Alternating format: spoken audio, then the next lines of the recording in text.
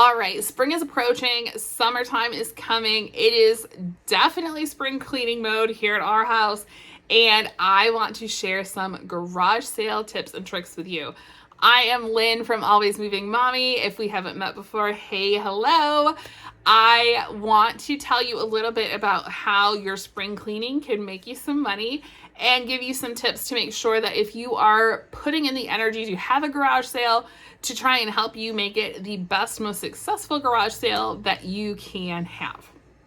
So first off, having a garage sale takes a little bit of planning. You can run around the day before a garage sale and grab some stuff out of your house and throw it out in your yard and have a garage sale. Of course you can. But with a little bit of planning and saying we're going to have a garage sale in 2 weeks or in a month, gives you time to go through your house and truly clean out and declutter and get rid of things that you're just not using anymore for whatever reason.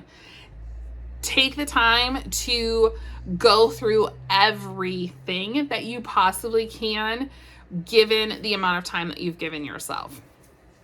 Sometimes you can have your own garage sale if you live in an HOA or a community where you can only have them on days where it's a community garage sale. You do need to plan around that. Make sure you find out those days as early as you possibly can, whether it be asking your neighbors or reaching out to the HOA itself to say, hey, when is this year's spring and fall garage sales? I want to make sure that I'm ready for them. If it is part of your cleaning process to pull stuff out of the closet as it doesn't fit the kids anymore or doesn't fit you or you're not wearing it, you might have a bin or a box or several going with garage sale stuff. That's great. You're kind of ahead of the game here. It will still be worth it to you to go ahead, look through your cupboards, look through your closets, look through dressers, go through your garage, all of those things to make sure that you haven't tucked something away thinking, oh yeah, I'm going to use this, and you haven't touched it. It's worth getting rid of it and getting it out of your space if it's not bringing you any joy or not doing any good for you to make your life a little bit easier. Now, the next part of this is pricing, because you want to make sure that all the work that goes into having a garage sale actually pays off for you at the end of the day. A lot of different things can go into pricing. I personally prefer to have a garage sale and to shop a garage sale where pricing is pretty simple and straightforward. If things are $1, if all the books are $0.25, if it saves me having to ask, how much are all these, if there are signs or if things are priced individually. And it also lets me know if I only have $10 to spend, I can kind of do that running math in my head. So I want you to look at what you have. I want you to look at the condition of things and think about what the cost of that item is brand new right now. It doesn't matter how much it costs 20 years ago when you bought it, or 10 years ago when you bought it, or last month when you bought it. If the price has changed and you spent $25 last month and you want to sell it in your garage sale for $20 because it's only a month old and it cost me $25 and I'd like to get some of my money back, but you bought it from Amazon, or you can buy it from Amazon right now for $18, I'm not going to buy it from your garage sale for more than what I could get a brand new one for. So keep that in mind when you're pricing things. Regardless of where you bought it from, where could somebody else go buy that item? Now, most people are coming to a garage sale to spend as little as possible. You need to make sure that when you're pricing, if you're going to negotiate on prices, that you kind of have a little bit of wiggle room into your prices. If you're getting rid of a table and you know, okay, the least I'm going to take for this table is $25, and you price it at $30, that gives you a little bit of wiggle room. If you price it at $50, that gives you a lot of wiggle room. So how much do you want to negotiate? How much do you think people in your area tend to negotiate? Is somebody going to see $50 on your table and totally walk away and not make an offer? Where if they saw $30, they would just buy it and not want to negotiate? You have to kind of know your area and the garage sale shoppers in your area, and know if they're going to be willing to negotiate or not while you're setting these prices, just to know how much wiggle room that you're going to need in all of your prices. The second thing when it comes to pricing is, are you just trying to get rid of stuff at the end of the day? 9 times out of 10, it's yes. I'm trying to get rid of stuff. I want it to get out of the house. I don't want it to be cluttering things up anymore. It's something that my kids don't wear, don't want, don't need, don't read, all of those things any longer. So any money is better than no money in some situations. So if you price all your books at 25 cents, great. You might make $10 at the end of the day and you got rid of all of those books. That's fantastic. If you price your books all $1 a piece, maybe you only sold $3 or $4 worth of books because people weren't willing to spend $1 a book. Think about all of those things, and it's nice to have, I always go into a garage sale thinking it would be nice to make X number of dollars based on how much stuff I have and what kind of stuff it is. If I have a bunch of little knickknacks and books and things like that, obviously my goal of what I'm going to make is a lot less. If I have a ton more stuff, especially if it's bigger things or more expensive items, I might have a little bit of a higher goal. So keep all of that in mind while you're pricing. Are you pricing stuff because you want to make money? And you don't care if you come back with it at the end of the day?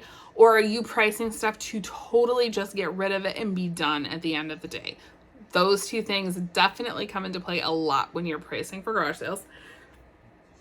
Now, organization plays a huge part in your garage selling, both in prepping, in setting up, and for cleanup. So as you're going through things in your house, and this could be a year-long process, this might be something that you do all the time. If you're not doing just a huge spring cleaning purge or pre-garage sale cleaning purge, you want to make sure that you're staying organized. Do you have a place in your house or a place in your garage where all of these garage sale items are living? If your kids grow out of clothes, do they know where they can go take those things and put them to be part of the next garage sale? If not, you might want to have a dedicated place for all of those items to go so that everybody in your house knows this is the garage sale pile. If something winds up in this pile, I am selling it. So that if something does get put in the wrong place, they knew that they were putting something in the garage sale pile, and you can address that accordingly. Now, I have all of my kids involved in the garage sale process because I want them to clean out stuff and get rid of things that they're not using and they don't need anymore. I also want them to look at everything that is going out in that garage sale, because if there's something in there that all of a sudden the next week they're saying, oh my gosh, where is that book about XYZ? Well, we sold it in the garage sale. They can't be upset because they cleaned out their rooms. They put it out to the garage sale. They looked at everything one more time to make sure they truly wanted to get rid of things. They know what's coming and going, and you're staying very organized. Now, when you're setting up your garage sale, you also want to keep things organized. Think about when you're shopping at a garage sale or at a store. If you're going looking for books, you want to find all the books in one place. You don't want to find a few books over on this table, a few more books over on that table over there, a few more over there, and oh, here's some other that I threw in this box. Chances are good people are not going to find all the places that you have things stuck and stashed. You want to keep it very organized and make it very easy for them to shop and buy your items. So while you're setting up your garage sale, keep that in mind and make sure that things are organized in your sale. When it comes to cleaning up your garage sale, if you're keeping items that didn't sell, you want to make sure they're organized so that they can get packed away appropriately. If you're going to go ahead and donate items after the sale, you want to make sure that those items are pulled aside so that when the donation truck comes around to pick them up, or if you have to take them somewhere, that it's very easy for you to get those items. They're clearly labeled, all put together, ready to go. You want all of the processes of this to be as organized as possible to make your life as easy as possible. Having a garage sale can be a lot of work. Don't add extra work for yourself by just throwing stuff into boxes if you can avoid that at all. You also want to make sure that people are actually going to come and shop at your garage sale. So you need to think about how you're going to be telling people about this garage sale. Do you have local Facebook groups that you can post a garage sale in? Can you post on your personal Facebook page and let people know, hey guys, we're going to have a garage sale on Saturday morning from 9 to noon. Come and shop our stuff. That's super helpful. And you want to post several days in advance if you can, because not everybody is going to see something the day that you actually post it. Depending on your local area, getting an ad in the newspaper used to be a big thing. Many people don't get newspapers anymore and are not going to the classified ads to look for garage sales. So keep that in mind. If it works in your area, that's great. If it doesn't, save that money and use it for something else. If you're allowed and you can put up signs, whether it be flyers or plastic signs that say garage sale with a date and a time and your address, put those up a couple of days before the sale. Make sure that the information on there is very clear. Make sure that it has the day, the date, and the time, so that people are not coming to knock on your door on Friday morning and say, hey, I saw your sign. I thought you were having a garage sale, when your sale's not until Saturday. There are lots of little things like that that you can do to help market your sale. If you're having a community sale or taking part in like a parking lot sale where you've rented a space in a parking lot and you're selling your items that way, those sales or your HOA may be also helping to promote the sale, so that can help you get even more traffic. Another way to do it is to get several families together to do a garage sale, so that each of you are telling people about the sale and that you have more things to sell. So people are more likely to stop than to just do a drive-by and say, oh, it doesn't look like they have anything I need or want. So getting other people to go ahead and have a sale with you can be really attractive to potential buyers. Now, we talked a little bit about setup and keeping things organized. If you're having your garage sale truly in your garage where you can set up tables and start a few days in advance, I encourage you to do that. It is so much easier to be able to work on it a little bit at a time than to have to get up hours before your garage sale starts and set everything up the morning of the sale. You can absolutely do that. Do not let it deter you if you don't have a garage sale and you're having a driveway sale instead of a garage sale. That is also totally doable too. Just make sure that you have enough table space. If you need to put things in the grass, that you're putting them down in a tarp so that they're not laying directly on the ground. If you have clothes that you're hanging up, that you have hanging racks or something where the clothes can actually hang up on. You want to make sure that everything is set up and laid out really well so that people can easily get around and look at everything and shop the items. You also want to make sure that it's set up really well so you can keep an eye on things. You want to be accessible if people have questions.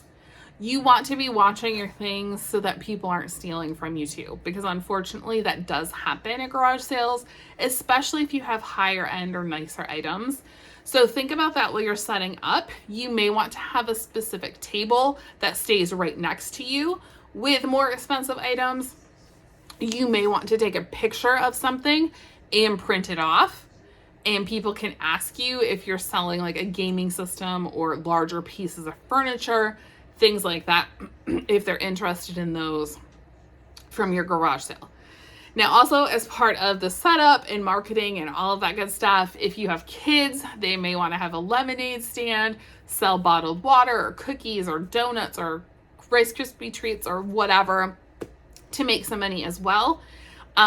Definitely, if you are including your kids in that part, make sure that as you're setting things up, they have a safe space to set up as well. You don't want them too close to the road because people are generally not paying attention. They're looking at their garage sale and seeing what's there. And you want to make sure that they are back away from the road so that nothing happens to them.